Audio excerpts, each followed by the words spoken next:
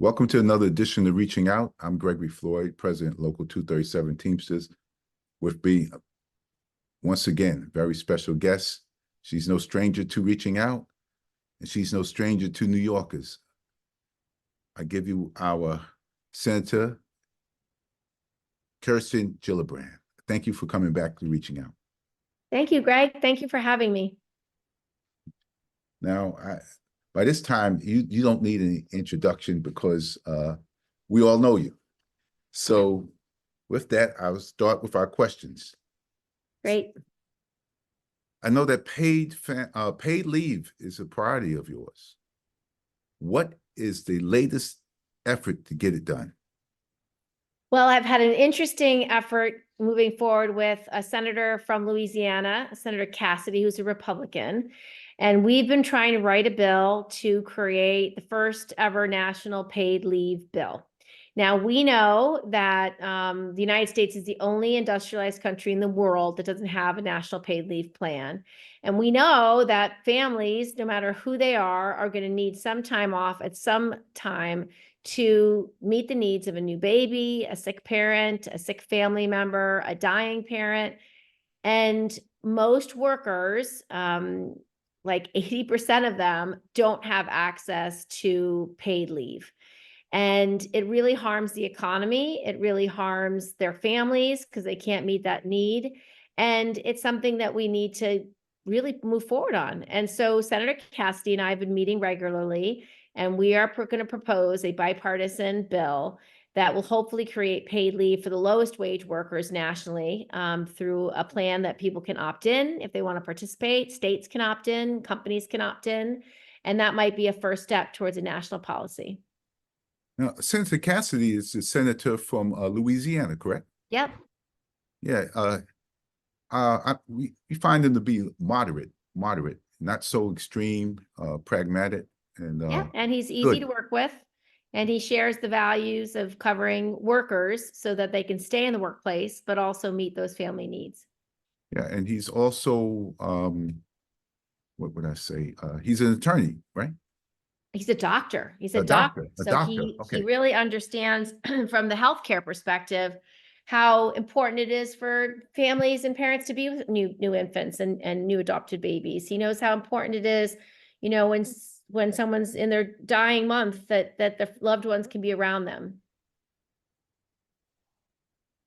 So also, you also have a bill, or your priorities are childcare? Yes. Yeah, so we're also working on affordable daycare. One of the things that got left off the Democratic negotiation last year was an augmentation of early childhood education and affordable quality childcare. I believe that as part of our economy, we need access. We need access to high quality, affordable daycare for children from just when they're born on to the time they're in school. We've tried very hard to create a universal kindergarten and a universal pre-K program in New York State, but that's not national. And we don't even have enough slots in our own state for the need. And for those years 0 to 3, parents want to be working and providing for their families, but they need good early childhood educators to do the jobs. So we need higher pay for the educators. We need more resources for the providers, and we need this to be something that the government helps to pay for because it's important for the U.S. economy. People can't be working, paying taxes if they don't have access to childcare when their children are young. So do you see, or do you have bipartisan support, or are you talking to somebody on the other side of the aisle? I am. So I've been working with Katie Britt on some ideas. She's a young mother, and she knows the challenges of working and trying to raise children. And so she can appreciate why this is important. It's one of the reasons why I work so hard to get more women elected to Congress, because these lived experiences inform some of our policy, which makes a difference. And Katie Britt is the senator from Alabama. Correct. She's very conservative, but on this issue of childcare, she's really bipartisan. You know, what I find is we have differences and we have common interests. And if we could work on the common interests, maybe we don't have so many differences. once you start working together. So it's Yeah. very good. It's amazing that I know where those senators are, because there are 100 senators, so it's not common that somebody would know a senator that's not from their state or area. So those two stick out in my mind. Yeah. Yeah. So with union membership at its lowest level in 4 decades, and with some disappointments in organizing, such as the recent loss in Arizona, where 56% of the workers voted against joining the United Auto Workers Union, what do you think the labor movement needs to do to reverse this trend? Well, first of all, we need to take concrete steps to protect workers' rights to organize and push back on these union busting activities in a lot of red states. There's right to work states which really try to mislead and give misinformation to workers that they will be not provided for if they join a union, that they will be harmed if they join a union. We've seen a lot of efforts across the country to union bust. That's very disturbing. I saw a recent report from the Economic Policy Institute that found that something like 60 million workers want to join a union, but couldn't for a variety of reasons, whether they felt intimidated by their employers or didn't know how to even organize. So in the short term, we need to take steps like increasing funding for the NLRB. We need to protect against unfair labor practices and make sure that workers have access to these fair union elections. And then in the long term, we have to pass the PRO Act, which is the big legislation that we have that allows for organizing rights across the country and really supports working people. You're listening to Reaching Out. I'm Gregory Floyd, President Local 237 Teamsters. With me, a very special guest come once again, Senator Kirsten Gillibrand of New York. How about our president? How do you think he can help with organizing labor in the future? So one of the things that President Biden has always cared about is working people, and he cares about fair wages. He cares about the right to organize. He cares about making sure workers have the benefits that they've earned. And so he's definitely a proponent of the PRO Act. And we, I think, collectively have been working on helping the unions that are organizing and do have really active labor movements to be successful. So I've marched on the UAW picket line. I've marched with Starbucks workers. I've marched with Amazon workers. And all of these union activities in New York State have really been productive, really pushing the ball forward, giving momentum and giving inspiration to other unions and other workers' rights advocacy across the country. And so President Biden has done that. He certainly met with UAW workers and marched with them and stood with them. And I think that shows that he cares about working people. Okay. Switch gears, we talk about veterans. We're coming up on Memorial Day, and the veterans have 2 holidays, Memorial Day and Veterans Day. But during your tenure, you have fought many hard battles for veterans' rights. As we come up on Memorial Day to honor our military men and women who made the ultimate sacrifice, what more needs to be done on behalf of all veterans and first responders who keep us safe abroad and at home? Well, I'm working on a number of things. First of all, with the 9/11 first responders and their families and community members, we're working every few years to get that fully funded so that they get the health care they need to survive.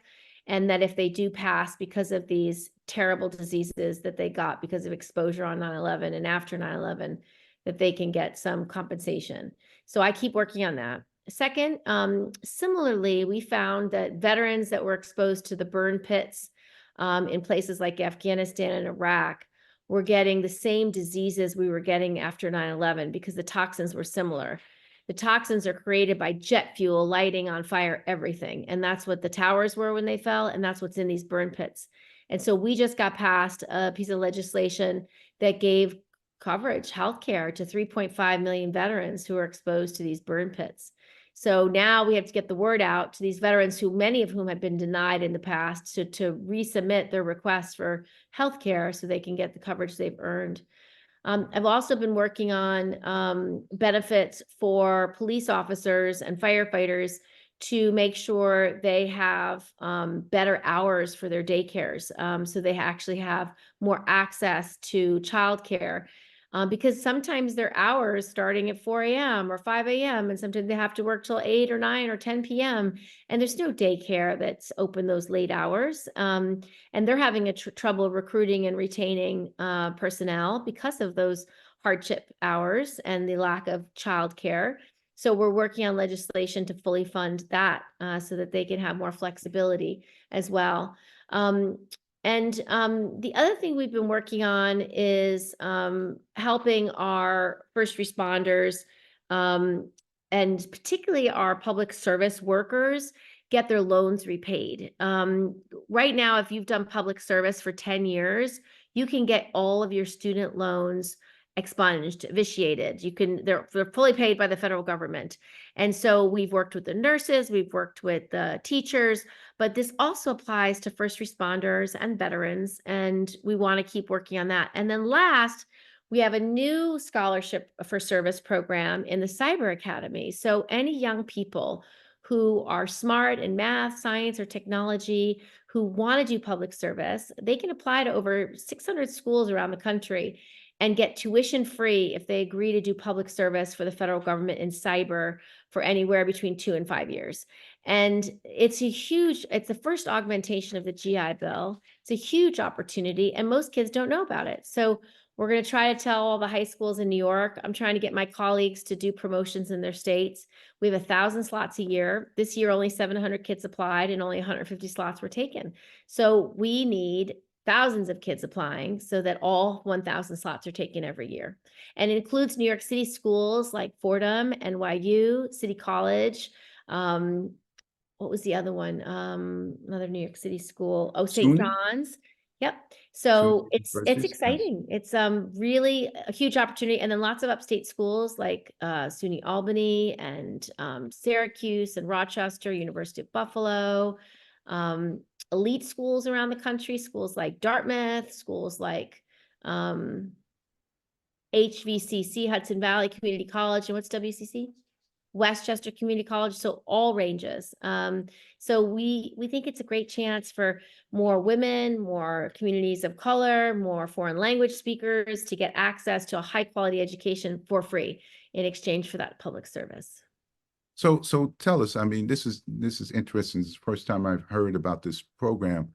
How would we advertise it? How would we get more colleges, more students to understand exactly what the program is and how they qualify? Because it sounds like if you have 1,000 slots, 150 people apply at this juncture, if you apply and you really want it, it seems like it's a guarantee for you. You can get it. Well, 700 applied and 150 got it. So it's still a process, but Okay. you go to my Senate website, gillibrand.senate.gov/cyber academy. And then it links you to the DoD site that has the application. Okay. Sounds very good. Yeah. So And we're also going to host some service academy nights across the state where we'll advertise it. So kids who are interested in service academies, we're going to suggest they also apply to the Cyber Academy because it's still a tuition-free program for public service that if they don't get into West Point or the Naval Academy or the Air Force Academy, they could maybe get into any of these other great schools and still get free college in exchange for service.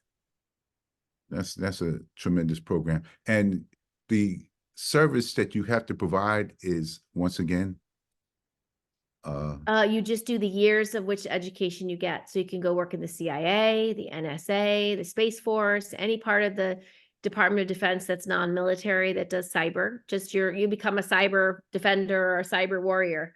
And so you do use your cyber skills to protect the country. All right. It sounds interesting.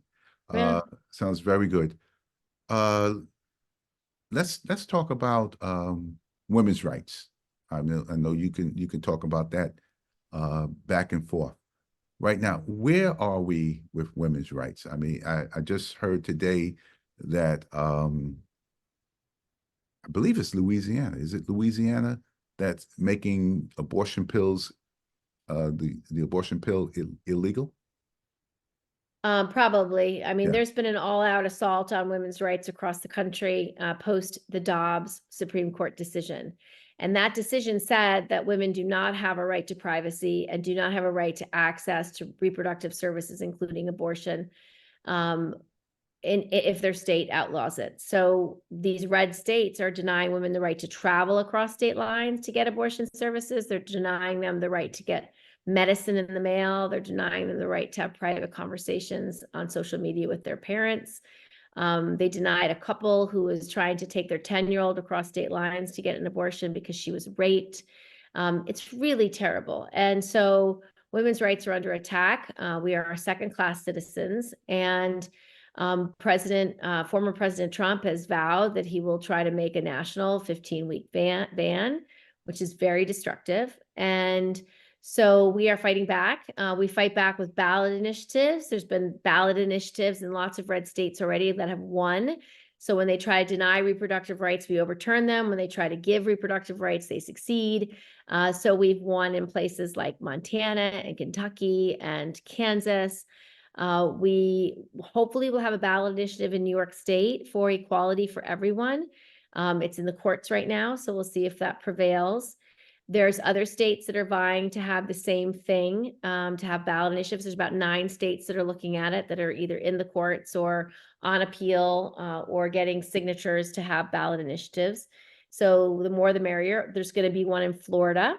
There's going to be one in Maryland. And then there's a bunch of other states that are trying to get it. So that's a way we can restore our reproductive rights. And I'm also fighting to make the ERA, the Equal Rights Amendment, our next constitutional amendment. It's gone through all the Article 5 requirements. It's been passed by the House and Senate by 2/3 majority in the 1970s. It has been ratified by 3/4 of the state, with Virginia being the 38th state in 2020. And the only reason it's not the 28th Amendment is because Trump was president, and he had his Office of Legal Counsel write a memo saying it took too long to become a constitutional amendment, based on one Supreme Court case from 1921 that said all constitutional amendments needed to be timely in how long it takes from the day they're proposed. Well, that's not true, because since 1921, we had the 27th Amendment become law, and that took 203 years to become a constitutional amendment. We also have precedent to say you can't set a timeline. So the 7-year timeline in the first version of the Equal Rights Amendment isn't operative constitutionally.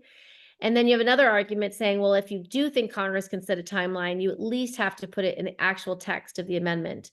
This 7-year was mentioned in the preamble, and most contract lawyers know preambles, prefatory language is all just context. It's not operative when it comes to a constitutional amendment. So these are our arguments. We're asking the archivist to sign and publish.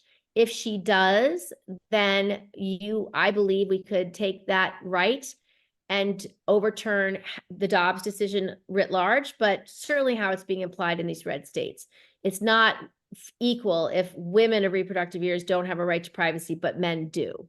It's not equal if women can't travel across state lines, but men can. It's not equal if women can't have privacy in the mail, but men can. So I think you could apply an Equal Rights Amendment to guarantee reproductive freedom in this country if we had it as part of the Constitution. So I'm working on convincing the archivist this is the right move.